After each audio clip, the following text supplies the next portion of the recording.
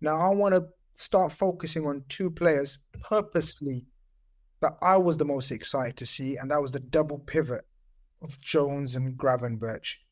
What did you make of them as the game progressed? Because look, we conceded the first goal. Is there any blame attached to anyone in particular for that first goal, especially in and around the midfield area? Because some people were saying they started both of them chased, they're ball chasers as opposed to positional awareness players. Look, again, if you're a glass half empty guy, you would say that Dominic Szoboslai effectively ran into the back of Curtis Jones, tried to push him and kind of looked like he lost his head. He looked a bit frustrated in the first 10, 15 minutes. Szoboslai kept moaning. Reminds me of me when they don't pass the ball at goals. You know what I mean? Just starts running into people. Yeah, just start running into people. So, yeah, but for me, I have to say, I thought it was a brilliant goal by Frankfurt. Absolutely brilliant. You know what? That manager came out there at the start of the game and he said that if we win the ball, we have to take our opportunities and it has to be perfect. And that was the perfect counter-attack goal. It was one-touch passing, brilliant goal, brilliant shot. To be honest, I give all the props to Frankfurt. It was their only chance of the game and they took it. And it was a brilliant goal. So I don't really hold any blame on that side. To talk about Szoboslai and Curtis Jones, look, they do two things. Szoboslai in deeper positions is like watching Trent playing inverted midfield, right? Very good technique on the ball, very good passing, not as risk or as smart with the pass as Trent can be. He can find a pass out of nowhere, so we lose that quality a bit. But him being in that deeper role and dictating plays, why I've liked him playing as an inverted wing back as well. I actually think right now his qualities are needed from deeper ranges because we need a player with passing range from deep. So he does that very, very well. And I get the argument that people have said they want him further up front because he's a great presser of the ball and he's also very good in forward areas. But I think for what we need right now, we've not replaced Trent. We've had a car crash of a situation in the right back position, in my opinion. And we need a player that can still bring a little bit of old Liverpool. Curtis Jones represents Arne Slot's Liverpool, the new Liverpool. Someone who can progress the ball, someone who can dictate the ball from deep, carry it out, but also be able to play passes, intricate play, something that Gravenberch, for all his qualities, doesn't do, right? That's why it makes he look really good last night, Curtis Jones, because what I loved about him is not only was he progressing the ball, but he was actually like all the steals that we saw with the Man United game, and everyone's like, oh, why is the midfield empty? Why is everybody here and they're there when McAllister and everybody was there? But Curtis Jones last night was parading around and playing from deep. So if we want, players in deeper areas to help to get us up the pitch, Dominic Szoboslai, Curtis Jones, and Ryan Gravenberch to an extent, Gravenberch as well, but not as good maybe with the passing, are the three to do that. And I thought that both of them did that brilliantly yesterday. After all, they not only kept the ball in Frankfurt's half, but when Frankfurt lost the ball, there was one of the few times this season where I was like, do you know what? Consistently, our counter press has been very good. We smothered Frankfurt. They hardly left their half because of that. And them two were the catalysts for that. So Slot's got a job on his hand. We are, to your point, going from one thing to another.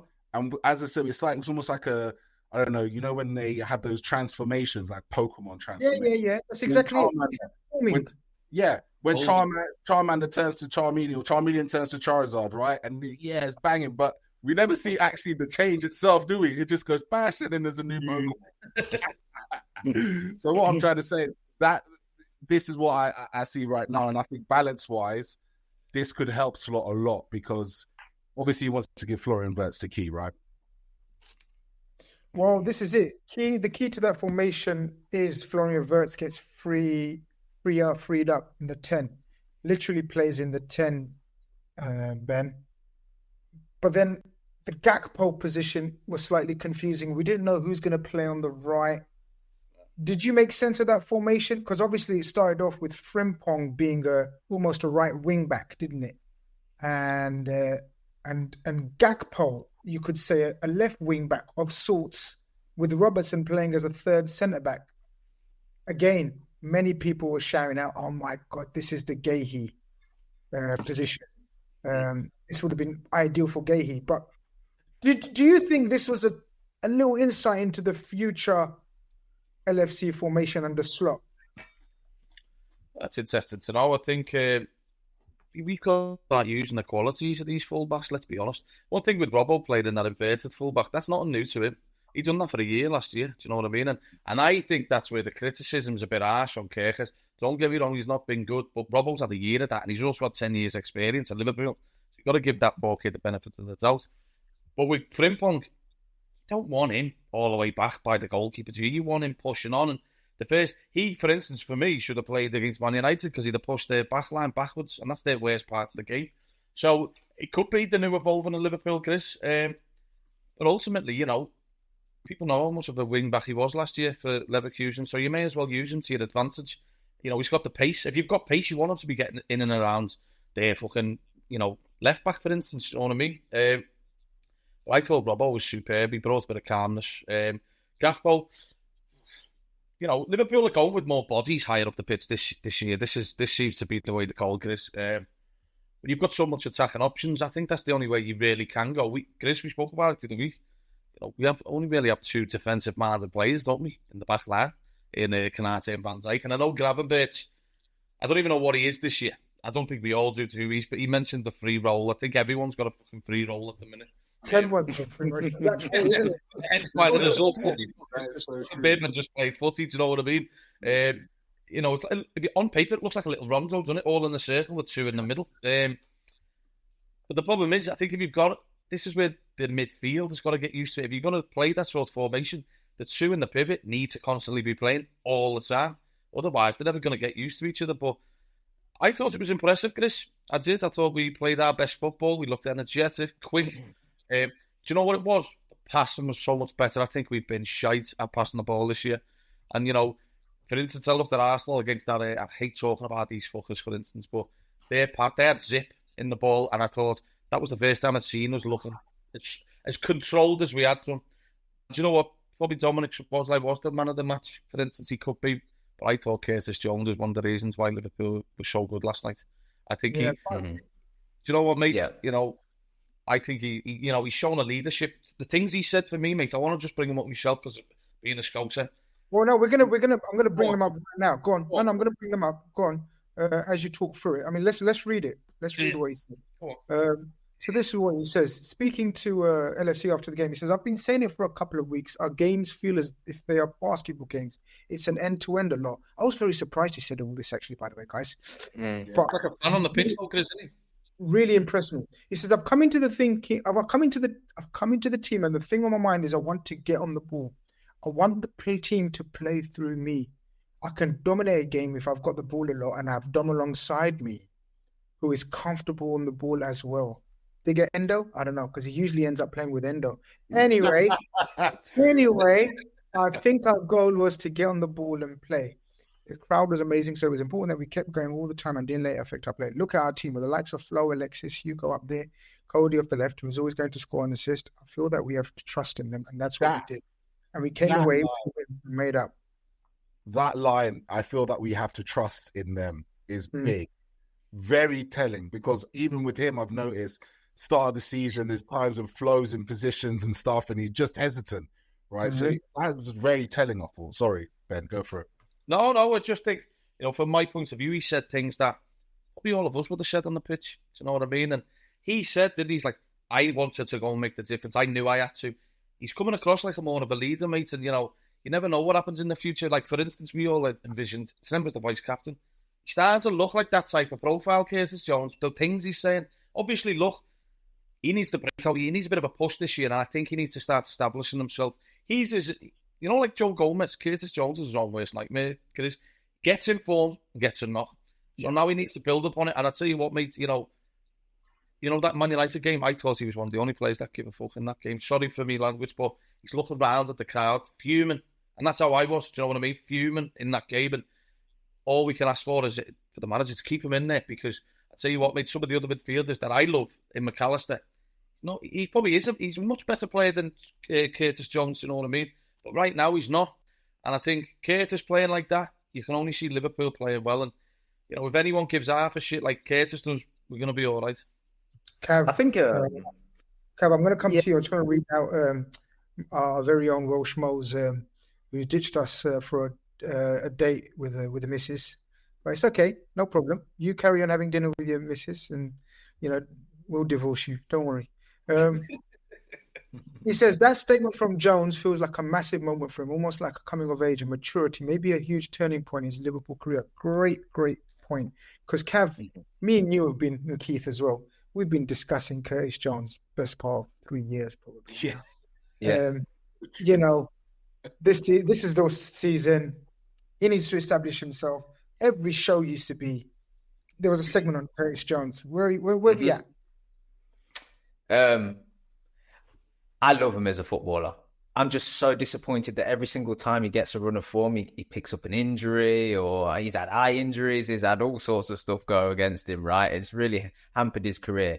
His role has been chopped and changed, and he's found it really difficult to get consistency in the side. But what's happened in that time is he's stuck around, and he's learned through why he isn't being selected and what he needs to do to get selected. What he's doing well when he has been kept that place in the side, and he's been here for a few years now. We talk about maturity, but age is just a number. Maturity comes through learning along the way, and that's what Curtis is doing. I think he's looked at this and gone, what do we lack here? We've got such good talent in this team, but what do we lack? You'd probably say a defensive-minded midfielder, right? I think a lot of people would probably land on that conclusion. A controller, a tempo dictator, who did slot one before he went to Arsenal, Zubimendi, right? Curtis Jones is probably looking at it going, I can probably do that, I can give that a go, and the reason I mention this and the reason I mention his maturity is because I think the greatest thing that happened for him last night, the thing I was so impressed about, I tweeted about him on 60th minute because I've seen enough from him. On the ball was great. It was his movement off the ball. It was his movement to offer himself to receive it. I thought Virgil's passing in particular was so much quicker yesterday than it had been in recent games. I think one of the biggest criticisms I've got for Liverpool is the centre-backs hold on to it for way too long. We almost tell the opposition, don't worry about it, you got 5 minutes to get back behind the ball and get there. Yeah, don't worry, lads. It's not quick enough. Part of that's the defenders not moving it quick enough, and part of it just not having options on the ball. Curtis changed that yesterday because he always occupied space where he was able to receive the pass. And once he received it, he gave it. He dictated that tempo. Now, I love Gravenberch, right? But Gravenberch has started to tailor his game on, I'm so good at turning this defender when I receive it that I'm going to do that every time. That's great. And it looks great in that moment that you've turned that defender. But guess what? The opposition know you're doing that. The opposition are almost banking on you doing that. And they'll compensate for the next phase of play once you've gone beyond that press. So I want to see, and it's not to bash Gravenberch, but I almost want to see him do a little bit of what Curtis Jones did yesterday, where it's, you don't have to stand facing the defenders to receive the ball and turn all the time. Actually, you can move around and behind the press to receive it in different pockets to then facilitate the next phase of passing up the pitch. And I think that's just what Curtis Jones did so well yesterday. And then we know how confident he is in his own ability. We know he's confident enough to take it round an opposition trying to press him. And he's shown that ability, he's shown that flair. And this doesn't come as a surprise that Curtis Jones can play this way, because we've seen it. And actually, we've seen a little bit of it in pre-season as well. I actually thought him and Wirtz had a really good relationship. A bit of a standout of pre-season, actually, for me, was that those two seemingly had a good understanding. And one of the reasons I was so excited about Wirtz coming into Liverpool was that I felt that his dynamism and his coolness on the ball would bring this out of all the other midfielders. It's not happened yet, but I think Curtis Jones is the one where he's looking at Wirtz going, oh, you're confident on the ball, so am I. Let's do this little dynamic tick-a-tacker thing and we'll work this space perfectly well. And I just think that was shown again yesterday. He's a real facilitator in this side.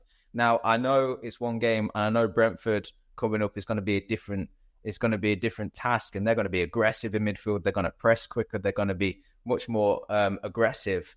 And so he's got to deal with that. But if he does, look, he may just be the answer this season for who we need in that midfield to enable the others to play. I really do think that highly of him. Keith, anything to add or subtract or equate with that? Because I'm Cav put it very, very well there. I think the world's his oyster, and I've been saying it for a little while. He frustrates and all of that business. But if you take him, if you drop him 20, 30 yards, that's what he can produce. Because I think the frustration lies in the final third decision making.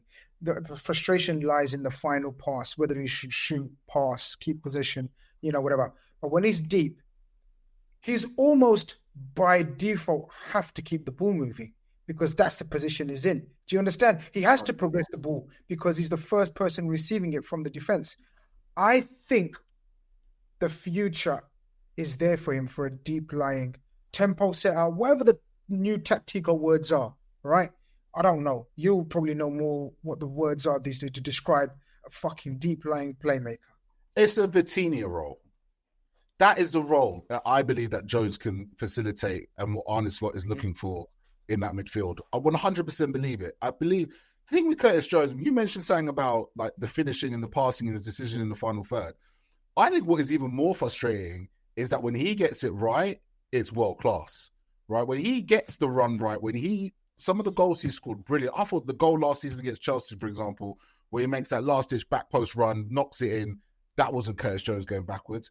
When he was involved with the goal in Newcastle away last season as well, I believe he scored. I think it was a banger as well, right? Like, Curtis has got everything.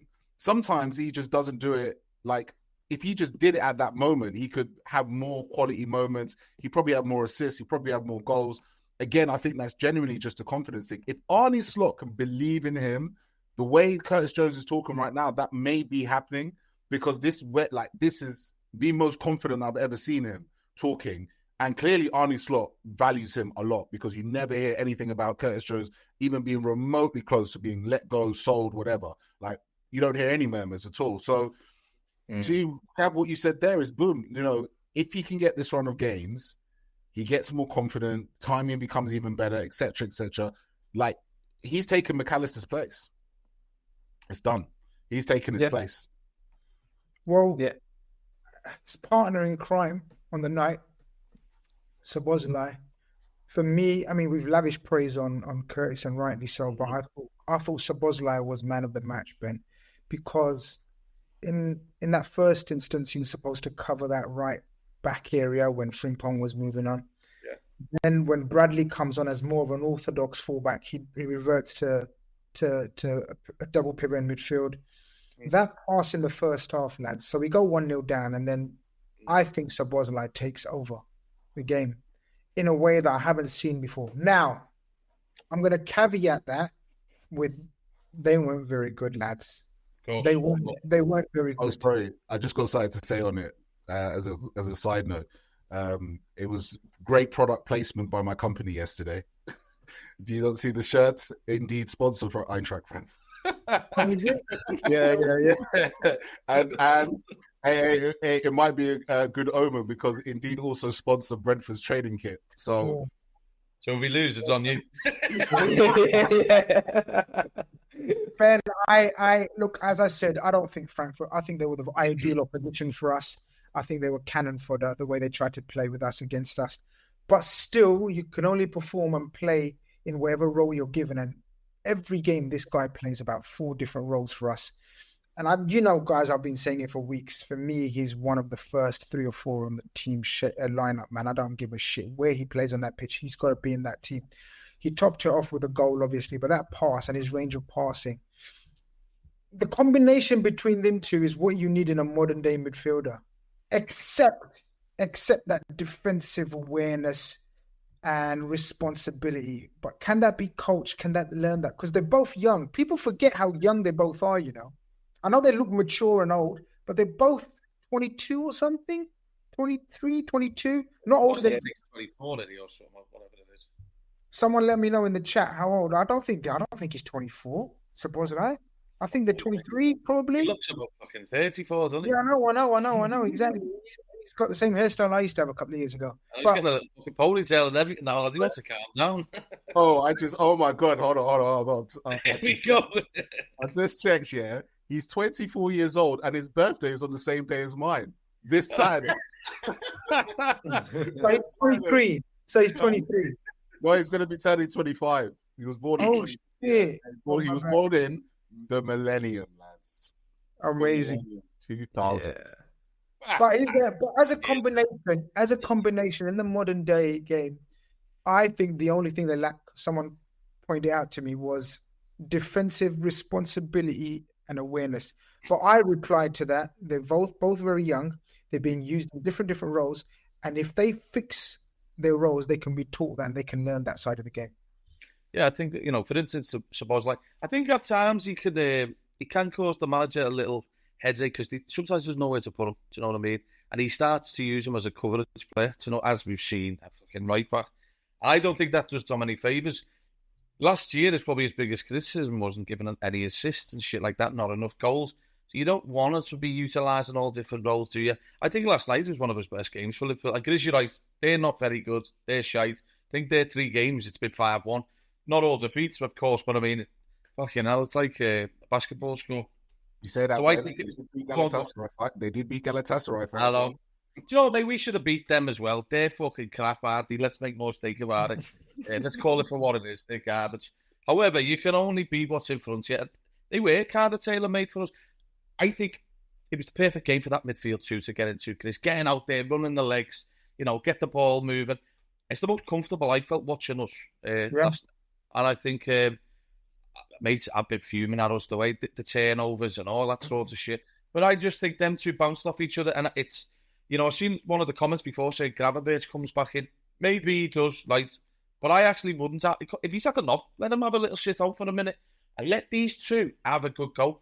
They right now are probably the two most energetic midfielders right now to play the pivot role.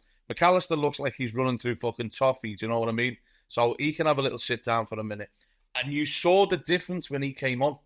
We started looking a bit shitter, do you know what I mean, when he came into the game. I just think, the one thing with Dom, mate, let's make no mistake about it, sometimes he frustrates me because I'm thinking, you need to offer more. We know there's a top player in there. He's got one of the best shots in the club. I don't think he shoots enough. Look what happened last night. He finally has a dig at the ball back at the net, do you know what I mean? Wade's going to have that little assist, even though it was fucking crap, do you know what I mean? But at the end of the day, you take every stat as it fucking comes at the minute, do you know what I mean? Since we get bombarded with crap from the media. But at the end of the day, GRizz, he's a top player, Szoboslai. He's a leader, captain for his national side. Jones is becoming that sort of player. I think he looks at some of these players and goes, fuck, I need to stand up here. Because, let's make no mistake about it, I think Jones could definitely be a vice-captain or captain in the future if he cracks on and has a good season because, you see how much it cares to them. Do you know what I mean? And I think Szoboslai does as well. I've noticed in the last couple of games, he's getting frustrated with people. One thing I see as well, GRizz, the other day, the Man United game, and I was made up with it, Curtis is screaming at Van Dijk. And I love that. So, these two need to carry on. I'll be honest, mate. If the manager touches that pivot on the weekend, I'll be fuming with him. And do you know what? He deserves it. Unless you win. I'm not going to the lineup. I was just saying. Yeah. Unless we win. Cav, moving to the, I guess, probably one of the most controversial figures, or second, and we'll come to the other one. One of the two that we're going to discuss next, or maybe we can discuss them as a pair. Wirtz and Isak start.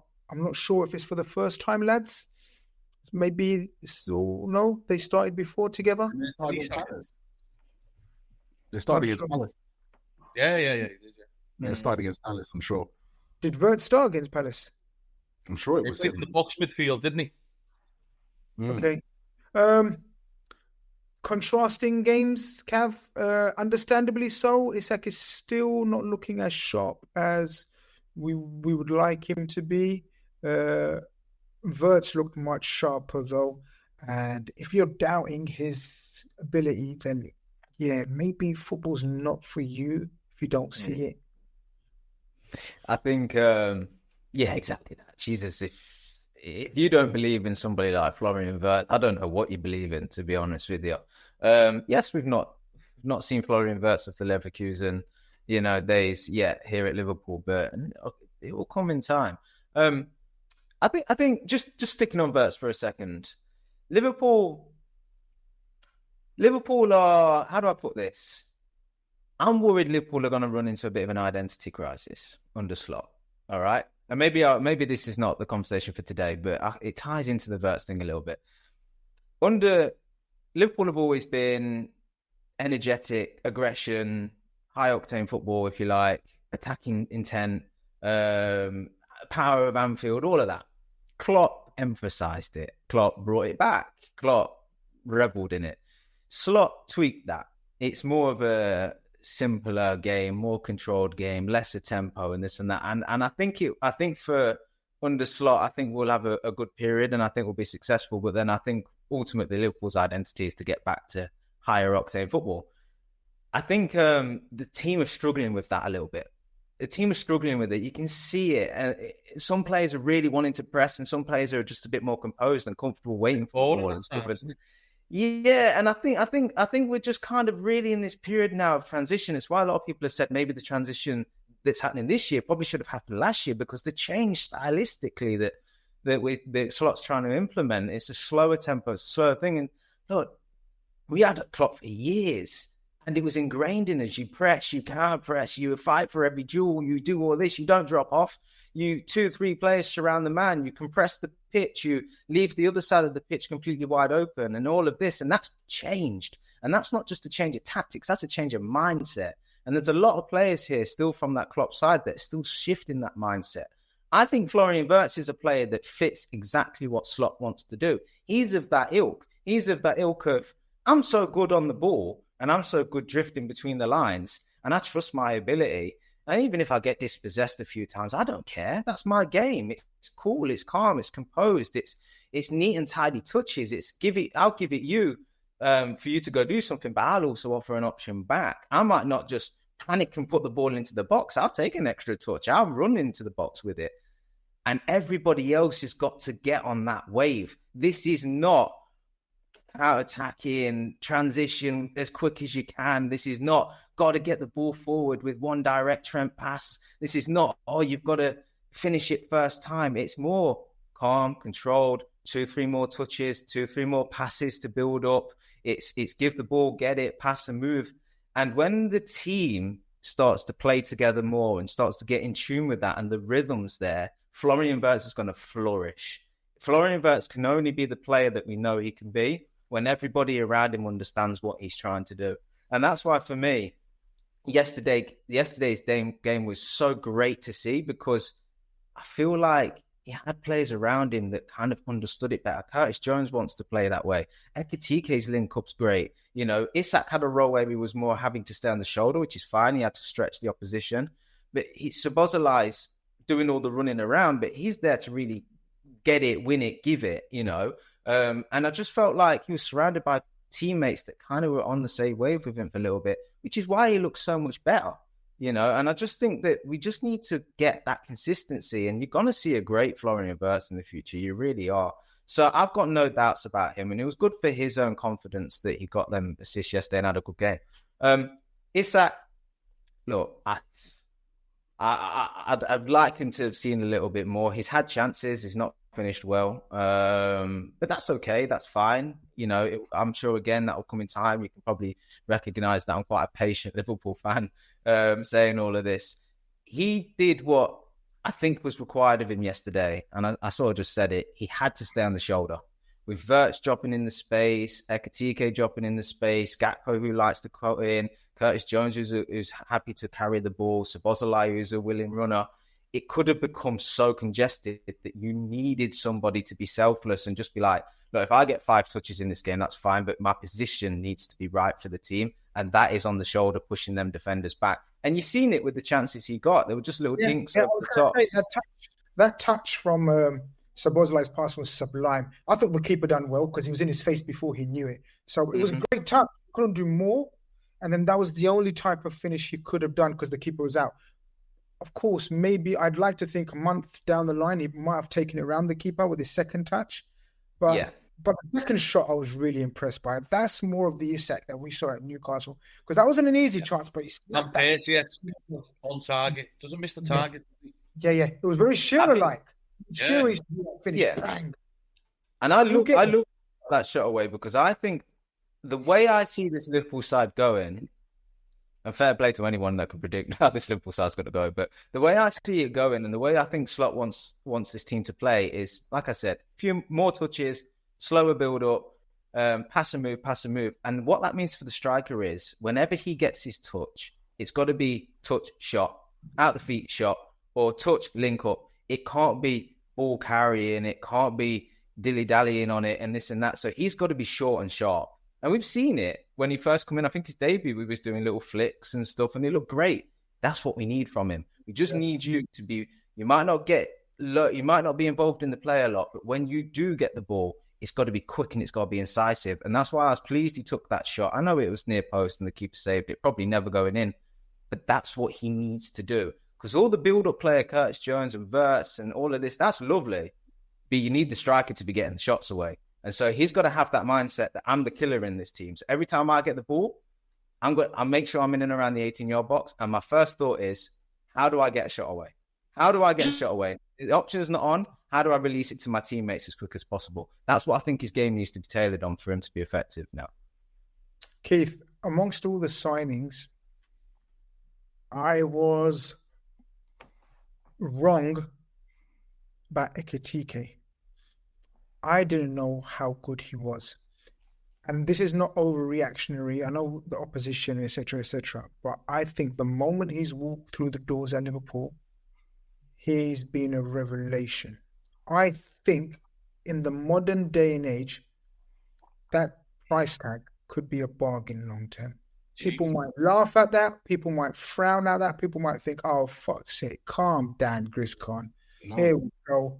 No. I actually think in the modern day and age, what this kid has shown me so far already in a transition season, different players, different roles, different formations, different tactics, all of that, he's been so good. Now, I know we spoke about, Cav just spent a couple of minutes talking about patience, but our first goal was just a glimpse of what he could do as well. Like Robertson pass, and I swear to you, I'm not joking. Nunes, Diaz, if they're through, Gakpo, I'm not sure. I was so sure goal. And that's what he's brought to me and my thinking. So, Hugo, your boss lah. He really is. You know what he's just, he oozes class. He oozes He's got a French Cantona-esque sort of arrogance. The modern day French arrogance. I think that's what he is. I wouldn't even say an Anelka. I would say it's more of a kind of it's actually he oozes the level of confidence that French players today ooze, because I believe that France are the best national team in the world.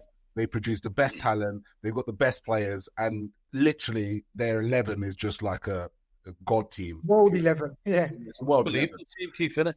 It's unbelievable, and he oozes that class, and it's incredible when you look at the way he went. Like, banged it out initially, forgetting with a French club, gets his big move to PSG, Messi, Mbappe, Neymar, all that situation, can't crack into that team.